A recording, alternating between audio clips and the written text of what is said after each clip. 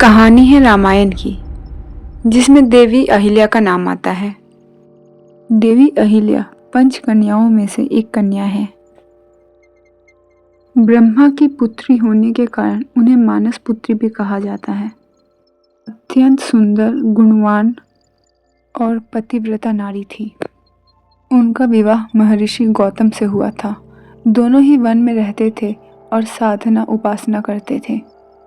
दंपति अपने आश्रम में ध्यान में लीन रहते थे। देवी का रूप इतना आकर्षक था कि देवता भी उनकी तरफ आकर्षित हो जाते थे। देवताओं के राजा इंद्र भी उन पर विशेष रूप से मोहित थे। इंद्र के मन में अहिल्या को प्राप्त करने की प्रबल इच्छा उत्पन्न हुई। अपनी इच्छा को पूरा करने के लिए इंद्र ने छल का सहारा लिया। एक दिन जब गौतम मुनि स्नान करने के लिए अपनी कुटिया से बाहर गए, इस मौके का फायदा उठाते देवराज इंद्र ने गौतम मुनि का रूप लिया और कुटिया में आ गए।